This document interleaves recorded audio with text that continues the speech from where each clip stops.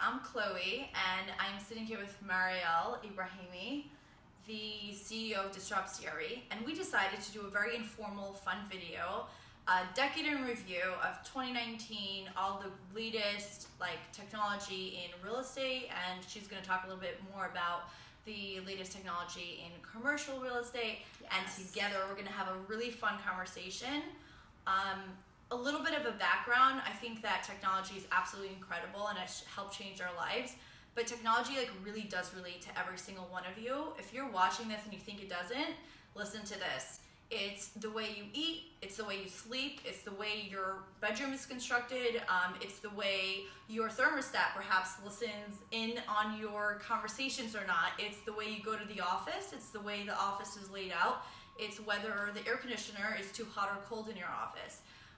It's the way you go shopping. So technology is very relevant to everybody. And so this conversation we're going to have is going to be very candid, very off the record. We did not plan this. And even real estate, I think, is so integral to every aspect of our life. It's an extension of every aspect of human function. Similarly, learning, shopping, living, any aspect of infrastructure in a densified city.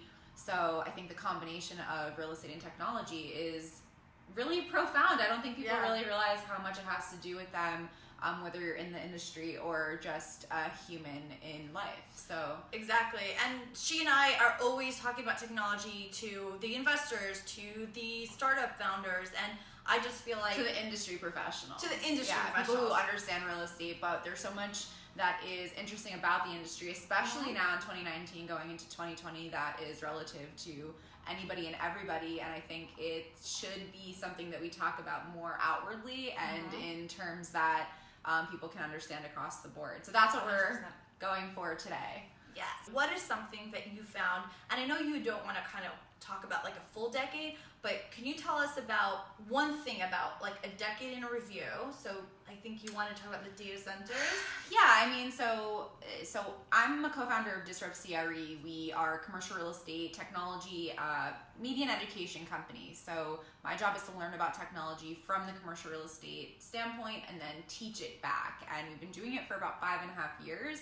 When we came onto the scene, there really was this massive wave of new technology and startups that just smacked the industry right in the face. And so I've seen a lot of the repercussions of that big change, that kind of moment in time, how it's played out in the last, let's say, 5.5 years. But yeah, even if we jump back farther than that, you look at just basic infrastructure that we had accounted for the physical building, like data centers. We're part of the square footage of every building that had a tech tenant or any building that had to store information, which was probably most commercial buildings, let's be real. And it really affected the strategy of the whole layout of the building, from construction and design up through operations. It took up a massive part of a floor plate, and it's just not something we need anymore. Now we have the cloud, we have offsite data centers, and so fewer and fewer buildings actually have a physical infrastructure built for the data center, and obviously all the heating and cooling that goes into that and is involved with maintaining the data center. So that's one example of just how technology has changed the physical floor plate, but there are so many. Obviously co-working and just the nature of mobile work has changed, just the actual layout of offices. And I think we went through ebbs and flows of the open office floor plan, open layout versus private offices. And I think for a long time people thought you had to pick one or the other, but now we're more on the wavelength of choice is key, right? So every day of our lives we have different tasks, we have different meetings, we're meeting with different people. The function of our space that we need is different. So we need that option. I know. I love how the fact that the startup world kind of changed the whole co-working environment and the way that we have the offices designed. And now it's so interesting that it's become so common that now we have niched down co-working spaces. So there's co-working spaces for women, co-working spaces for creatives, co-working spaces for spiritual people.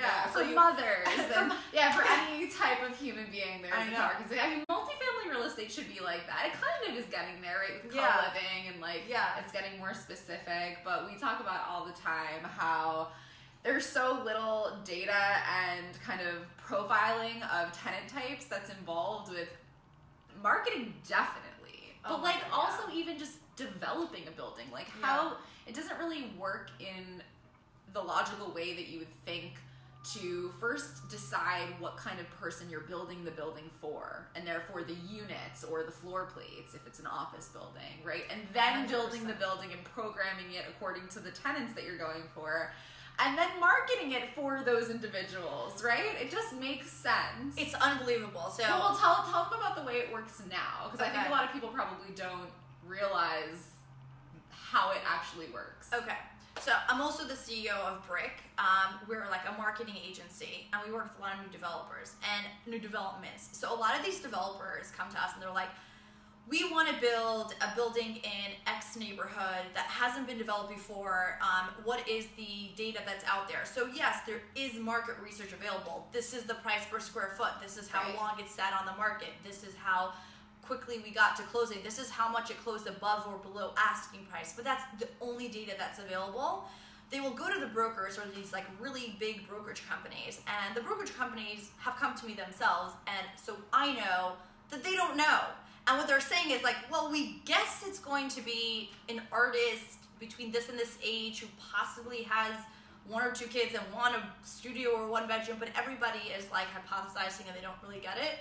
And what's mind-blowing to me is that an average showroom is at minimum $1 million, and a building that has, you know, like over $100 million sellout is spending between $5 to $7 million on advertising. So that means that big clunky sign wrapping the building that nobody we really see a few out our window just like in front of us. Yeah.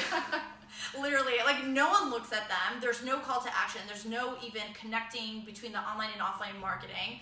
People are spending close to $40,000 to $50,000 a month on digital marketing, and their only demographic is like a certain age. People are starting to get into geolocating, so they're starting to target people based on location. But in actual reality, a lot of these developers don't even know who their actual buyers are, and there is no real profiling. What are their tastes? What are they into? Like, what other ways can we market to them instead of like just spending so much on digital advertising that it's just like literally like tomatoes splat against the wall and hoping that something sticks?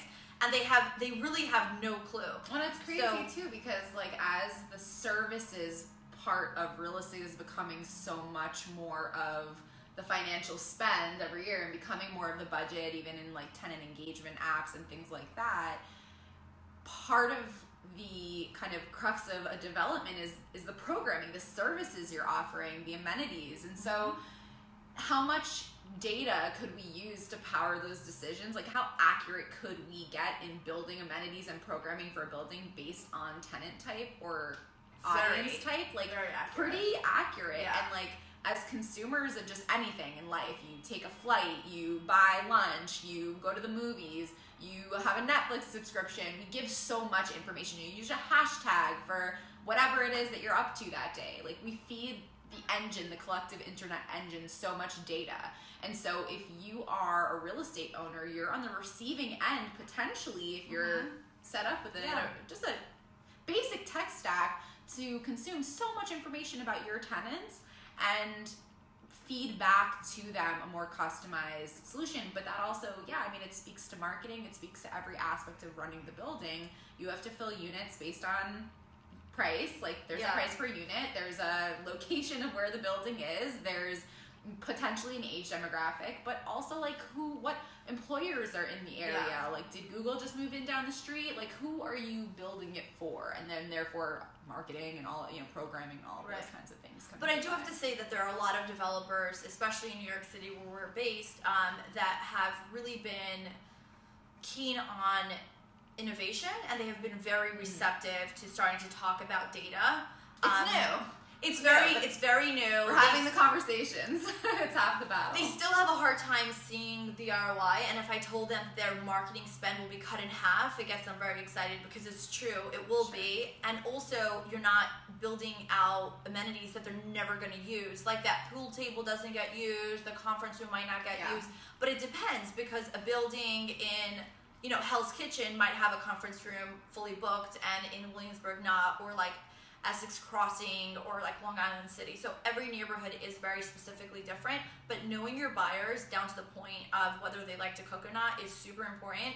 And then the cool thing that I'm looking forward to, like maybe in the future, is there are these like glasses that you can wear, and they heat map a room, so they're able to see where their eyes are going. So are they looking at kitchen cabinets first? Are they looking at views first? And if they like the view, you can start quantifying these things. So like, what does a view of a building mean to somebody versus a view of the water versus a view of, let's say, the mountains? And so you can start quantifying things that until now we just like assess as like a personality type, but you're able to now then put that into how do you build the building? Can you save money on amenity spaces? Can you build a more effective and efficient apartment that is really going to work in terms of fulfilling the needs of the specific buyer that you are going to have coming into the building. I think sometimes like people rely too much on like tenant surveys for stuff like that, resident surveys, because 9 out of 10 people will say, yeah, we need to have a fitness center.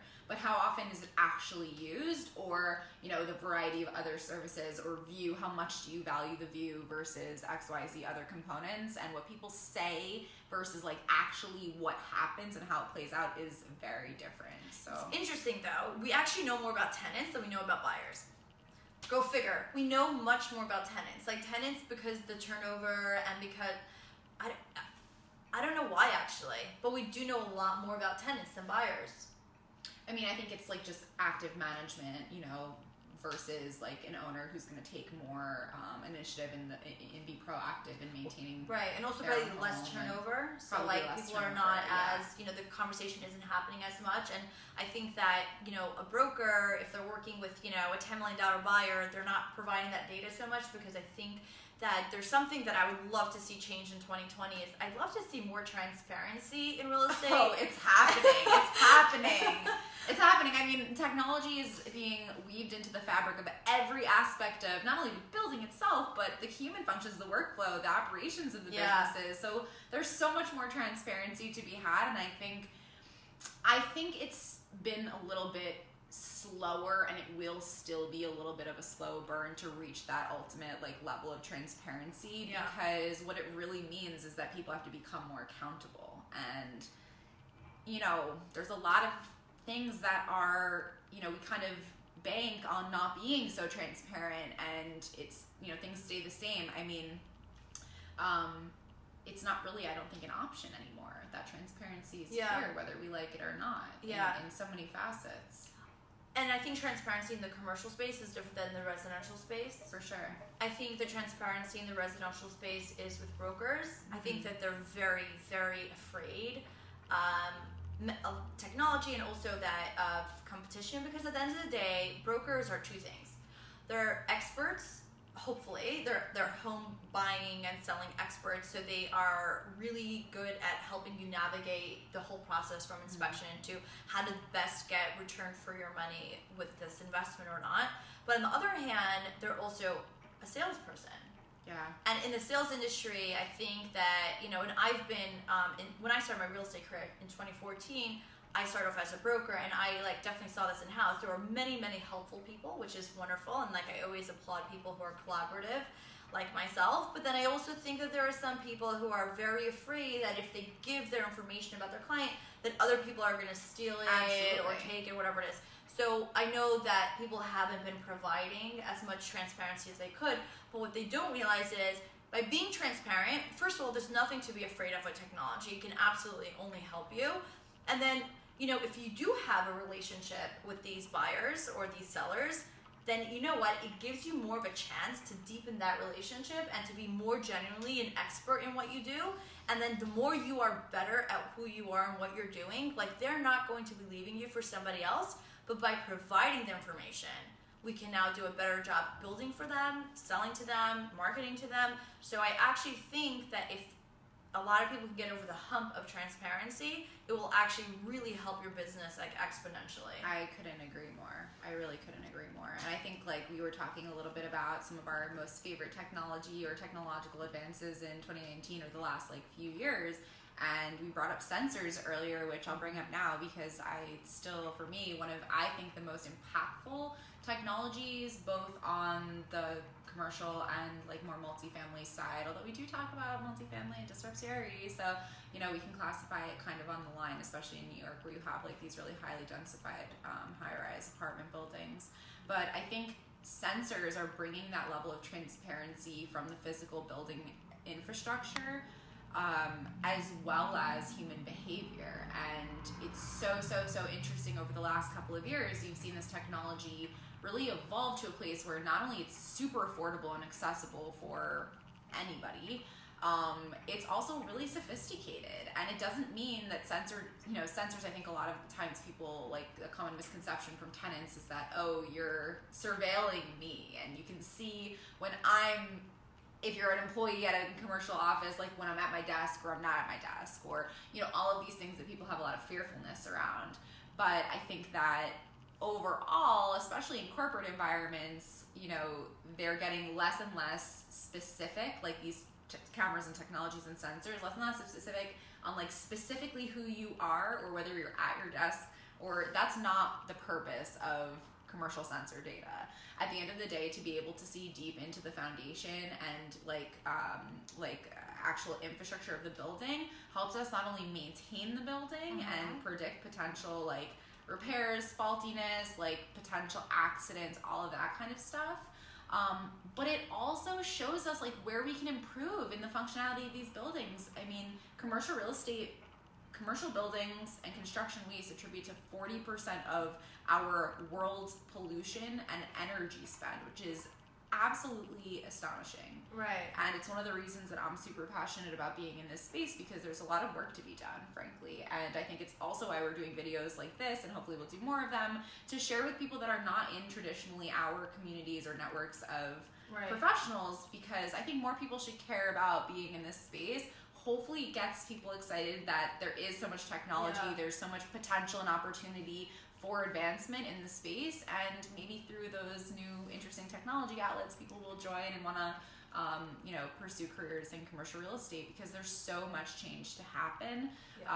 But it's not just, oh, let's build technology, there's a lot of work to do in this space. We're actually contributing such an impact on the world at large from like an energy and potentially like a pollution standpoint. So I think sensor data is showing us where we can improve from like a full portfolio. You might have hundreds of buildings in a portfolio around the world and be able to analyze and compare one building to another and see what works, see what doesn't. But you can also just frankly, for the first time as a building owner, have that level of transparency into either an individual building or a portfolio at large, which I think for a long time people didn't know what to do with that information. They were collecting it. They're like, we're doing all the right things. We have this information. We've got sensors. But now what do you do with it? And that's been the number one question, I think, over the last 5 years. Because historically, brokerage firms, building owners, tenants, every part of the food chain in commercial real estate has data. Right. There's data. There's data galore. It just depends if they're like collecting it properly and if they're analyzing it properly. Absolutely. And is it homogenized to actually be able to look at it effectively? Is it fragmented data where each building is collecting data in a different manner and you can't... Well, that's how they analyze it. If they start doing if they start clustering and like doing proper correlations, then they can start creating content off of that. But I did want to give like a layman term example to what she was talking about with the commercial space. So when you're talking about like repairs and faultiness, imagine you're late to work, it's 9 a.m., you have a meeting, you hit the elevator, and then boom, it doesn't work, right? Like that's the type of stuff that these machines can now analyze the amount of breakage, how often it breaks down, why does it break down, is it during a certain time of year, and then prevent that. How many times were you supposed to go to an office meeting and suddenly like all the lights power out, or like the HVAC breaks down and everyone's sweating their heads off, and like now everyone has to go home and then they lose a full days of productive work. That's what she's talking about. Like these sensors are doing this kind of stuff. So, or even just to like encourage employee comfort, like you're talking about with like heating and cooling. Like I run at a different temperature than you, that runs at a different temperature than that guy or that girl or anybody else in the office. They need this in relationships, by the way. What? They need this in relationships. Imagine there was like a hot and cold, like in the bedroom. It's like He's always so hot. funny. I'm always cold. Like, this is amazing. That's hysterical. That should be a thing. And maybe it is. You know what? I mean, I think it's more capable. Technology is there. Why couldn't you apply it to these things? I think that they have it with, is this a hole in the market? Anyway. No, I think they have it with mattresses and certain blankets. They do. And certain blankets that are like hot, cold. That's but like, smart. what if you toss them? No, but like if you think about just a normal office setting, how many times, you know, and I haven't worked in a traditional office setting in a long time, but I remember, and even in like a university setting or in a hospital, like to be able to control your temperature based on your zone and your personal preferences, and then maybe even, wow, in the future, we could even have your zone remember you and set that climate, like when you're coming to work every day, you say, I'm coming to work every day at 8 a.m., 9 a.m., whatever it is, your temperature is set for you by that time, and so is your coworkers, and like, I think it cuts down on so many things. That might seem like a luxury and is nice to have, but I think that cuts down on work orders and like property management efforts in the actual offices. Yeah, for sure. I mean, I think that it contributes to so much efficiency. So, I mean, sensor technology is playing into all of these things. Yeah. Comfort, not just like the physical building infrastructure from an energy spend, which is huge and will have a lot of impact, sure. Yeah. But I think also just from understanding how people use space, right? And being able to design space more efficiently. If you have a 12-person conference room and you have, you know, they put sensors in furniture now. If your conference room furniture is telling you the data behind it, is telling you that it's on average being used by 4 people, and the rest of the time there's one person in there taking a phone call, you know, maybe it's time to use that square footage differently and make some changes. And that's also why you see a lot of people building like the insides of whether it's corporate space or even apartments for change and not building to be done, right? But building to evolve with people's needs and potentially like growth of companies or whatever it is. So you're not building to be done for 100 years. You're building to be... I've seen some startup companies in this space as well where they're trying to bring in kind of like a glam team plus use the empty space in a commercial building and put it together. And I've actually seen, and I'm trying to remember the name of it, but there was like an office that was built out that had like a nail bar so that you can actually like, how many times... so you're at work and you want to be like maximum efficiency, but then like you also sometimes need to like change your outfit, or you need to like take a quick nap, or you need to like change before meetings with clients. Like, do you now go all the way back home from Soho to Williamsburg to shower, change, and then go out to your client dinner, as opposed to like having these like change pods, these nap pods, like a nail bar there, and like, so it's really like, if you think about the amount of time you spend at home and the amount of time you spend at work, you honestly are more at work. So creating the efficiency and the beauty in the work should be much more important than like only in the home space. And that's exactly what it is. It's taking the like whatever friction you have and just living your daily life, doing your normal functions, and removing that friction, making things easy, making the functions of life easy. And it really comes down to everything from changing your outfit and having somewhere comfortable to like do so that's not like a bathroom stall, to, you know, having lactation rooms and water fountains, and, you know, we have like biometrics now where you can like buy water with your thumbprint. I don't know, I made that one up, but like I would believe that that's a thing. Like there's, you know, very parallel technologies that are helping us like access buildings instead of that like security pass where you like hopefully you remembered it today and can get into your building, right? Or the doorman knows you. But like you brought up virtual doormans even earlier. Let's talk residential for a minute. So you're a tenant in a building and you pay your check. So you write a paper check and you deliver it to the property manager. Now we have apps. You can pay your rent through an app. You have a maintenance request. You can put it through the app, and you can see where it's holding and pending. You have virtual doormen and smart locks. You can like let the dog walker in through a click of a button on your phone. You forgot to shut the lights off. With the click of a button, you can shut off all the appliances in your house. Your mom wants to come by. You can lock her out. No, I'm kidding. You like... Wait, so you mean there's no more like, maybe I lost my key today and can't get into my apartment? Right, it's like now it's you know, now there's like an app, and there's like the virtual doorman, and like some of them actually are able to do facial recognition, so they're able to see if it was you, if it's not you, and start tracking people in and out of your building. The good thing is, live in San Francisco where facial recognition is banned. Well, smartly enough. And then on top of it, what about your packages, right? So you live in a building, not every building has a package room, but now there's like these smart lockers that Amazon uses that you can like go ahead and like put the delivery man can put the packages into your package box, provide you a code, you use that code, you open it up, you get your packages, you don't have to worry about someone stealing it. And if somebody is stealing it in a communal package room, these sensors can now like do facial recognition and are able to videotape and like play back who came into the building. Public spaces have like, some sort of surveillance. Yeah. And there's some notification when your package arrives, like just the user experience. I think people have emphasized, that's something in 2019 that I think was super overhauled. Like emphasis on experience, both residential and commercial. Like it's just no question. And I think at the end of the day, a lot of the experiential stuff is marketable, right? So it's going to make you more interested in living in X building or working in X building to have that better experience.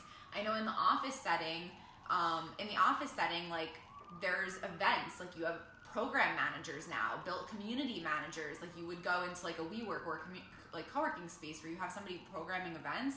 And there's science that shows that if you have friends in a building, multifamily or office, like you're more likely to stay in that building. You want to feel at home. And so retention is key, right? You don't build out these experiences for somebody to only leave and move on to the next place. You want to retain people. So engaging them with a higher level of experience is paramount. And it starts with some sort of centralized like app on your mobile phone.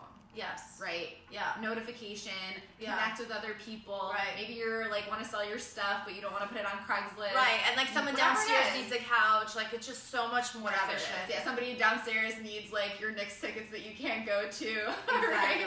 Whatever it is. Yeah. 100%. So like I think for, residential, it's like the marketing. I think it's the way that we buy, sell with the brokers. I think that it's like the virtual doorman. And I think like a lot of really, really, really cool like in-house interior design companies are there as well, such as like, I don't want to start naming too many companies because my clients are going to start being like, why don't talk about me? So but there are certain companies that you can have like a monthly subscription, you can start like build a couch, you can like, you're much more efficient with your pots and pans. Like instead of like having this like 12-piece clunky set, there's like 3 pieces. It's very efficient. That's all you need. There's like a lot of like brandless generic companies that are starting to sell like cutlery and plates and things of that nature. A lot of appliances are now smart, so they turn on and off. They know exactly the temperature that you want them to be at. There is like a lot of things that are popping up in this realm that are just making life much more efficient. You don't need a bunch of cluttery furniture. You don't need a lot of, extra things in your home. So that's also very exciting. Like it's also like this cultural change where people don't feel as attached to owning things. Yes. You know what I mean? Oh my God. Can we talk about that? Yeah. Like people want to co-living. live differently, right? They live differently. I know. Yes. I feel this. We both feel this. Gosh. We're always like, I'm never in the same place. Move somewhere else, like should we live like in different places every month of the year? Yes, let's do that. And you know what? If we want to do that, technology is there for us to make that possible, easy and exciting if we want to. So I think like the non attachment, whatever you want to call it, of owning things, including potentially apartments. This is your apartments, furniture, all that stuff. Artwork. Even you have companies that will rotate your artwork monthly. Yes, I mean, that's really cool. You can really customize, and I think it also speaks to just like designing your life, right? Yeah. Can I tell you an idea? Another episode. Wait, but can I tell you an idea that I'm really excited about? Go for it. And guys, like, I would love to hear if you would be excited for something like this. I've like pitched this a couple of times. And if you take the idea, just give me some credit. Here we go. Creating a tenant passport. So kind of like you have a social security number, now you have like a tenant profile number. So like let's say Chloe Cohen social security number is like 1234, and then my tenant number is like 321. Now I go through a annual process where maybe like my documents are on blockchain somewhere, so it's like okay. And then maybe not yet in 2019. But like like transparent, so you can't like lie about it. And you have all of my documents. You have all my forms that you need to to like literally sign up and to apply for an apartment. And then you can have tenants and landlords across the states that have your information. So let's say, for example, right now I live in New York City and I have an application in New York City and I have a security deposit in New York City and I have all these things in New York City, but now I want to move to San Francisco. So instead of going to their, start applying again, you start pulling my credit again, like going through the whole process. It's like, I'm vetted, like Chloe has this rating score of like 10, and like now I could just move into her space or their space. So it's almost like, it's like a shareholders agreement where you can kind of, I know this is not like fleshed out. No, it's super interesting. Where you can just live everywhere at any given time. But it's like happening a little bit like with the co-working spaces within their co-living. Co-living spaces, like within their portfolios. But some of them are like really failing though. They're trying, though. The concept though is being employed, right? And I'm not saying the co-living model is like this thing that's going to take off, but I think that they're getting exactly the concept that you're saying, and it really inhibits brand loyalty too. And I think this notion of just designer portfolios, I've talked about a lot this year, and it's something that we're going to see more and more, where like if you're in, let's say we'll use Common because I know that they do this, where you could like sign a lease in their for one of their properties here in New York, and then if you decide you want to move to Atlanta or wherever else they have properties, I'm not sure if they're in Atlanta, like you can move there as an option, right? Halfway through or whatever. You're still part of that portfolio. Right. And it is kind of like you have that user profile, you reach a certain level of. So I love that. Yeah. I love that Common does that. It makes so much sense. Now, the one thing that I think shifted with co-living from when it started till now is that co-living originally launched trying to also create this community.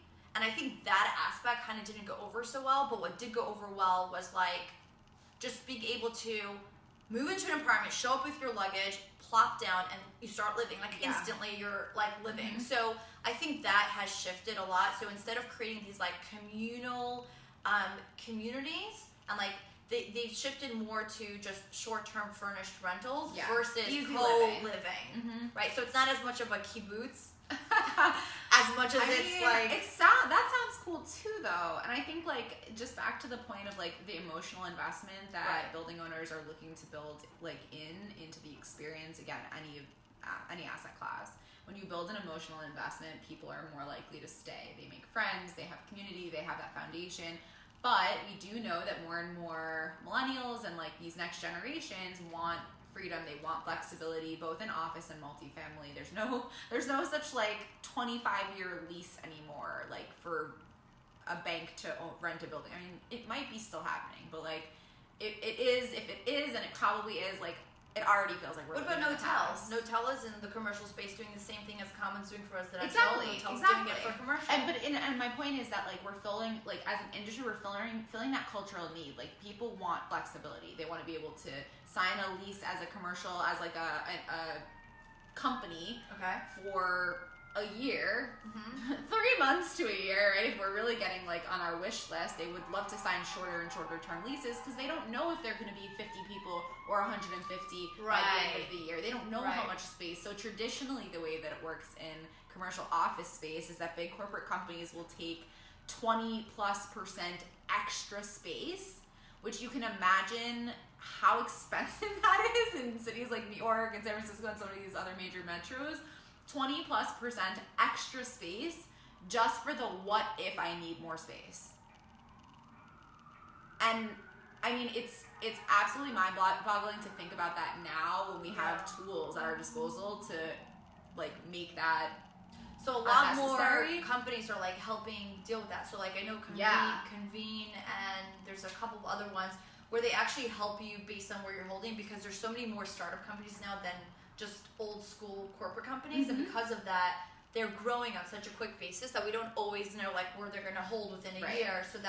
So like Notel, Convene, like these companies allow you to come in and then have like almost like a month to month or like commitment or like less than a year commitment, even though they do tend to want like 3-year commitments. I mean, they all, of course, like if you're a building owner or an operator, of course you want a longer commitment. It just makes sense. It's less work. You can rely on the fact that this is the rent that's going to be paid for X amount. Like it's a contract. You can make predictions and budgets and all of that off of that naturally. But we have things. All right, I'm gonna mention WeWork. It's gonna happen.